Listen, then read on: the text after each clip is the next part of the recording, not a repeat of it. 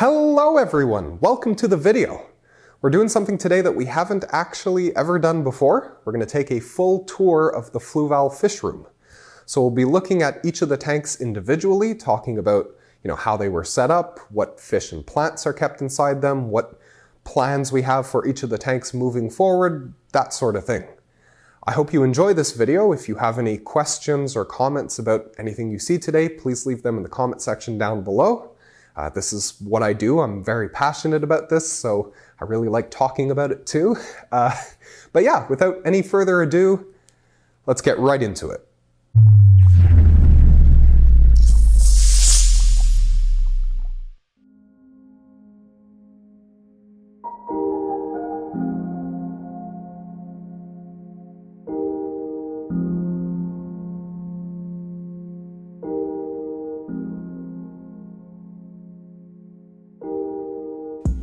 Just before we start, I'd like to mention that I normally turn the filtration of most of the tanks in the room off when I start shooting a video down here, just to cut down on background noise as much as possible. When I do that though, the fish don't really behave normally, which I didn't think would look great for this video. So I apologize if the audio is a bit off. I'll try to fix it in post, but if you hear more background noise than usual, that's why. Anyway, first up on our tour is this custom 40-gallon cube tank. This tank houses our Neolamprologus brevis, the brevis shell dweller, which, as the name suggests, they live inside and around the shells at the bottom of the tank. This species actually has a pretty unique adaptation.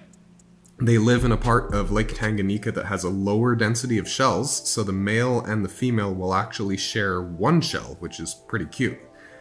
We've had this group of fish for about 4 years now, and they've been really nice to keep. Unlike other African cichlids, shell dwellers don't tend to beat on each other. They kind of just argue and bicker with each other, but they don't really hurt each other. You'll occasionally have a torn fin or two, but nothing like Mbunas and Tropheus, so I found it to be a much more pleasant experience.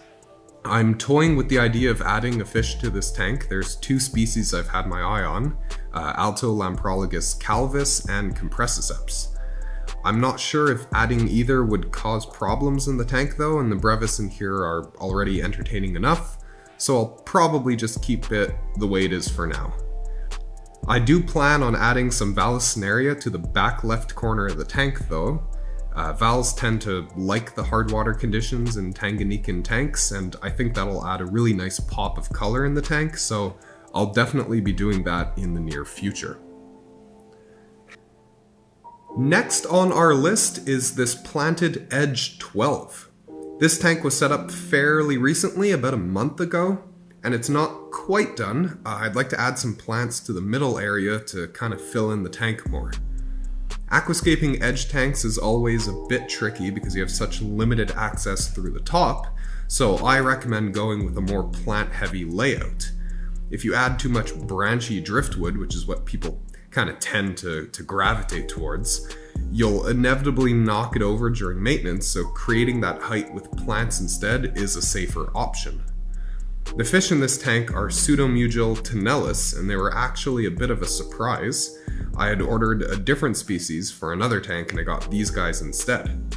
So I adapted this tank for them, and overall it's working pretty well for right now.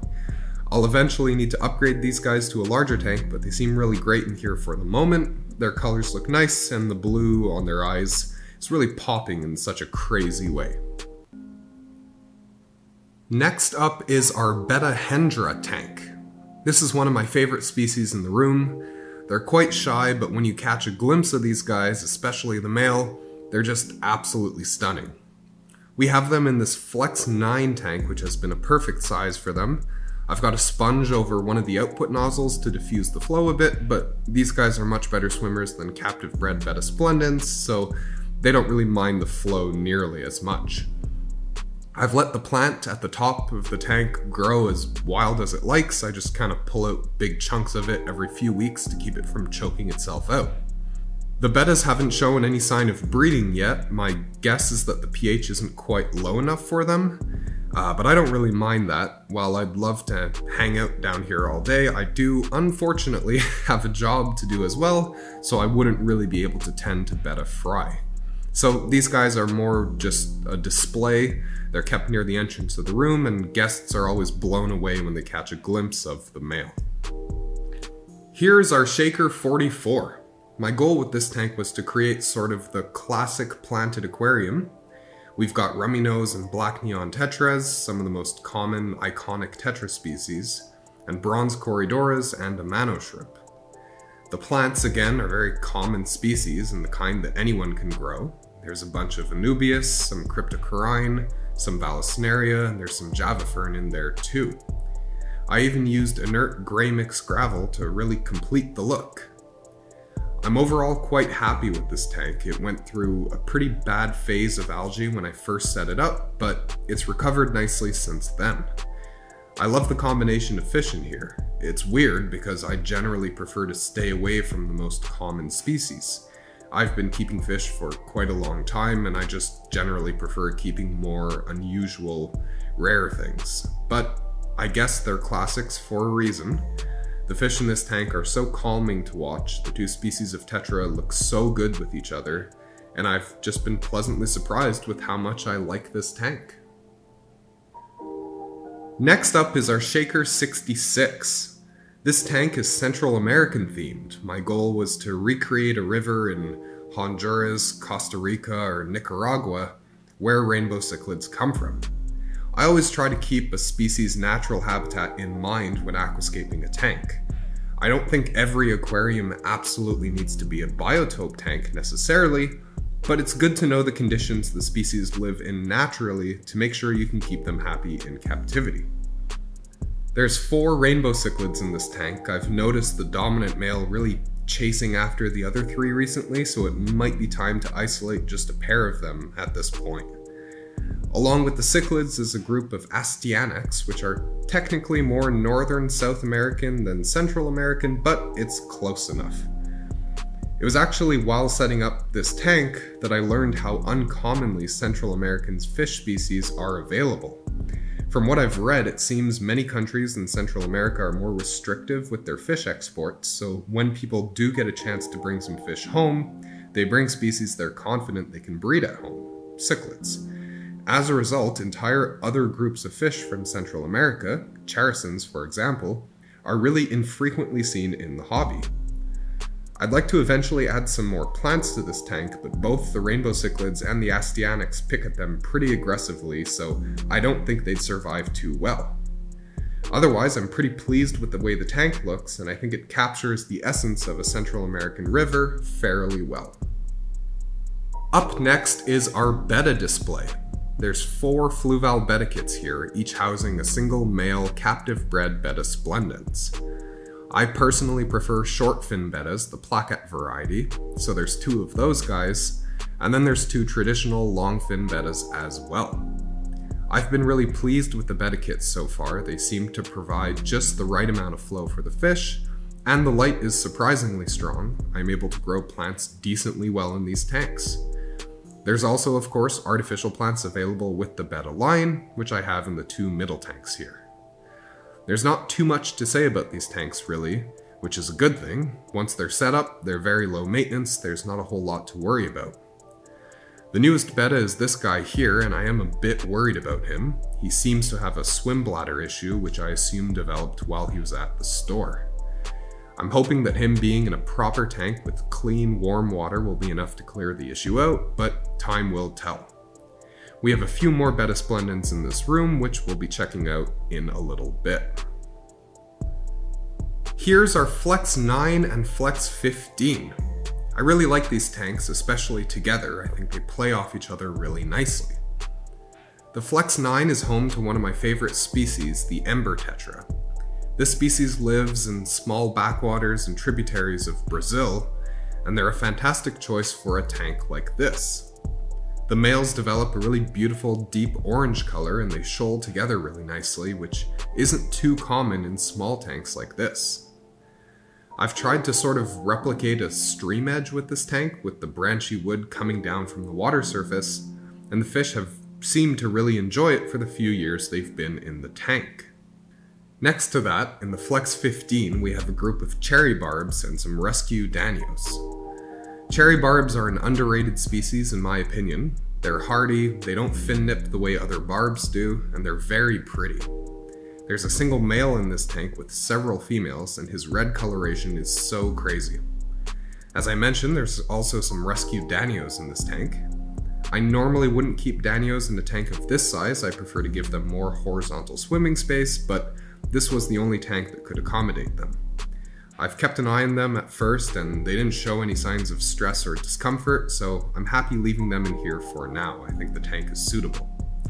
There's also a few absolutely massive amano shrimp in this tank that always get a good reaction out of people when they see them for the first time. As I said, I'm quite happy with these tanks and I don't have any immediate plans for them. Just going to let them continue to grow and fill in over time. Next up is our Flex 32.5. Until recently, this tank housed our shell dwellers, but now it's the home of our crayfish. He's hiding at the moment, of course, but I'll get some clips of him later to show you guys. This isn't his permanent home. I love crayfish and they're super cool to keep, but they're not exactly the best display animals. This guy is going to be moving to another tank, one that gets a little bit less attention, once the fish in that tank moves to its permanent home in this room.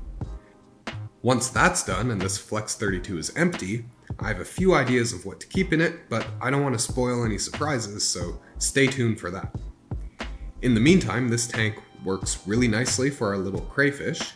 He comes out at night and climbs around on the rocks and wood in search of food.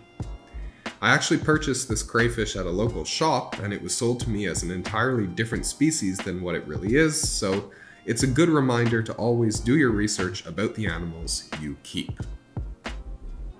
We're now looking at our main display rack, which you'll often see in the background of our videos. Up first is this pair of flora tanks. On the left is a traditional planted aquarium, stratum soil, cereus stones, and branched driftwood. There's a mix of plants including Anubias nana, narrow-leaf java fern, and something I've planted recently, Pagostemon helferi, which is a cool little plant I'd like to use more often. There's only a few fish in here, a mix of different tetras, kind of left over from other projects throughout the years. As someone who's not the best at growing aquatic plants, I'm overall pretty happy with this tank. To the right, in the other flora tank, is a very special fish, our old man Apistogramma mcmasteri. I've kept this guy in a few different tanks and he never seems to eat well with tank mates, so I've got him pretty much by himself now. His only tank mate is a Betta embellis, who's arguably shyer than he is. I've had some trouble with this tank recently. It's weird, the cryptocoryne at the front grows really nicely, but I can't really seem to grow any other plants at the back of the tank. I'm wondering if there's something wrong with the substrate. Might be time to rip everything out and start again from scratch. That said, the tank serves its purpose well, our Episto is looking very handsome these days, and that's really what's most important in my mind. To the right of the flora tanks is our Evo 13. This tank is home to a snowflake ocellaris clownfish and a green clown goby. I've just recently changed the layout of the rocks in this tank, and if I'm honest, I'm not sure how I feel about it yet. I wanted to create a sort of suspended arch look, but I'm not sure I've captured that look yet. I'll probably end up moving things around again sometime soon. My goal with this tank is to let the green star polyp cover the entire bottom of the tank to create a cool grass effect, and grow different corals on the rockwork itself. I've upgraded the stock light on this tank to the Marine 3.0 LED. The stock light was fine for the GSP and the mushrooms, but once I transferred over the baby bubble tip anemones from another tank, I wanted to make sure I had nice, powerful lighting for them. If you use the 15-inch version of the LED, it fits nicely into the stock hood of the Evo, so you don't need to worry about fish jumping. I don't run a protein skimmer on this tank, but instead I do weekly water changes. As I mentioned, this tank is likely going to change somewhat over the next few months, so it'll be interesting to see how it ends up looking compared to today. Up next is the first of our 54-gallon tanks. Both of these aquariums have been more or less the same for the past 6 years or so, and some of the fish in these tanks are about 10 years old. In this tank, there's a group of snakeskin barbs, a species that I've rarely seen in fish shops. It's a shame because they're absolutely gorgeous, easy to care for, and totally peaceful. There's also a group of loaches in the tank, which add all kind of action. Loaches are a hilarious group of fish. They really behave like hyperactive puppies in a lot of ways, and they aren't nearly as aggressive or mean as people make them out to be. Lastly, there's a pearl gourami that was dropped off to me because it was killing all of its tank mates. I told the person it probably just needed a larger tank, but I was assured it was in fact the devil itself. Turns out the fish just needed more space, and he's been lovely ever since I got him. I've been trying to grow some taller plants at the back of this tank for several months, but the loaches always uproot new plants as they race around the tank like idiots, so it's been kind of difficult, but we'll get there one day, I'm sure. The other 54-gallon tank is pretty special to me. This is basically my tank from home. When I started working here at Fluval, I was responsible for cleaning all the tanks in this room and around the office, and so going home to have to clean another aquarium became quite a chore. I ended up shutting my tank down and moving everything to this tank here, and that's where it stayed for the past 8 years. There's a group of corydoras in this tank, many of which are over 10 years old, as well as some glass catfish. There's another pearl gourami as well. It's my favorite species of gourami, so I didn't mind taking the other one in when I already had one in this tank. Lastly, there's my pride and joy, my Macrognathus zabrinus, the zebra spiny eel. I absolutely love spiny eels, but they're really hard to feed. But this guy ate like a champ from day one, and has been so fun to keep for all these years. He swims up to me and checks out my hands for food when I'm working in the tank. He has the most adorable, ridiculous face. He's really, really awesome. As you can see, this tank is definitely all grown in. I have to chop back the Anubias at the top because it keeps trying to grow out of the tank on a regular basis. I'll probably get a few more glass catfish soon. I've lost a couple over the past year or so, but otherwise this is probably the tank in the room that has changed and will change the least over time. From one of the oldest tanks to one of the newest, this is our Spec 16. The goal of this tank was to create a jungle kind of vibe. Let me know if you think I've accomplished that yet. This tank houses our pair of Betta chanoids, another super cool species of wild type Betta. These guys are commonly known as the snakehead Betta, and while they aren't quite as stunning as the Bettahendra we saw earlier, they're still a very impressive looking species. There's also a group of panda corydoras in there with them. I'd initially added a lot of duckweed to the tank to help the bettas feel more secure, but I noticed the cories were trying to reach the surface to take little gulps of air, so I added an airline tubing ring to give them surface access. There's a very neat plant in here called Nymphoides aquatica, the banana plant, which I've never grown before, but it seems to be doing really well. I've been on the lookout for another plant, one I really like working with, Hygrophila pinnatophyta. I think it'll work really nicely in this tank and add a lot of little detail that might otherwise be missing and give the tank the dense jungle look that I'm going for. We're nearing the end of our tour. This is our Spec 3 and Spec 5 tanks and another Betta tank. We'll start on the far right with the Spec 5. It houses an absolutely beautiful placat Betta who actually moved into this tank quite recently. I was worried the current might be a little strong for him, and I'm still not entirely sure. I may try to modify the output a bit to slow it down a little. The tank is aquascaped with a really neat piece of bonsai driftwood. It originally formed a complete arch, but I modified it to have this suspended look instead. One thing I'd like to change with this tank is the moss growing on the wood. It's just regular Java moss right now, and it's growing much stringier than I'd like, so I may try to swap it out with a moss species that grows more compact. I think that'll give the tank a much nicer look. To the left is our Spec 3, which currently has a few cherry shrimp in it. I'm really pleased with how this tank looks, and the pearlweed is growing really nicely. It's actually probably due for a bit of a trim at this point. I'll probably take some of this plant and transfer it to the Edge 12 and see how it does in there. Not too much else to say about this tank, it's just a nice classic little cherry shrimp tank. Lastly, to the far left is another Betta tank. This Betta was given to me by a friend of mine, and he's absolutely stunning and looks to really be thriving in this Betta kit. Again, I'm thrilled with the plant growth in this tank. There's a nice variety of plant species, and they're honestly growing really nicely in the fairly low lighting of the kit.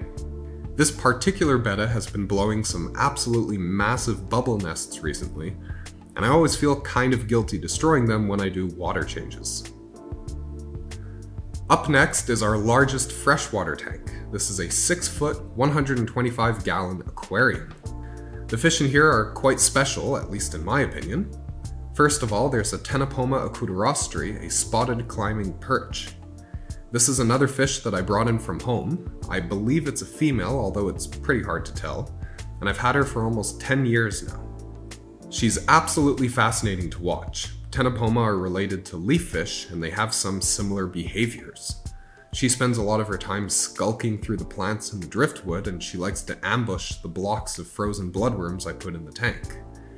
There's also a group of rope fish in the tank, which is a species I had always wanted to keep, and I was so happy to finally be able to have them in this tank. Rope fish are so neat from an evolutionary perspective. They belong to the order Polypteriformes, which is basically the sister group to every other fish species on the planet. The fossil record of Polypteriformes dates back about 390 million years, meaning the fish we're looking at right now are, in some senses, living fossils. I'll eventually be adding one more fish to this tank, a beautiful Masticembellus armatus, the tire track eel. He's in another tank at the moment. He's too small to go into this tank. The rope fish would probably eat him like a spaghetti. This tank represents my kind of fish keeping. Easy, hardy plants, straightforward setups, and an assortment of weird, unique fish species that I can talk about for hours. Last, but certainly not least, is the showpiece of the room, our large 250-gallon saltwater system. The top tank is a 6-foot, 125-gallon, and the bottom is a 4-foot, 75-gallon, and there's a 50-gallon sump that connects both tanks. So this whole system operates as one, which really does help with its overall stability. I could honestly talk about this system for an entire video, but this video is getting pretty long at this point, so I'll just make this quick. I don't keep sand in my reef tanks. I find it makes nutrient export way easier. It's much more straightforward to keep the tank clean and keep algae at bay. There's an absolutely gigantic toadstool coral on the left side of the top tank, which incredibly started as a small frag only a couple of years ago. There's a fun mix of fish in the tank. Amongst others, there's a group of 5 yellowtail damsels who bite my hands when I get too close to their territories.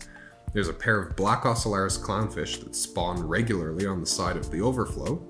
There's a matted filefish that floats around the tank pretending it's not real. And there's a collector urchin that likes to steal my algae clips and walk around with them on his back. The bottom tank has a huge elegance coral that hosts a pair of clownfish.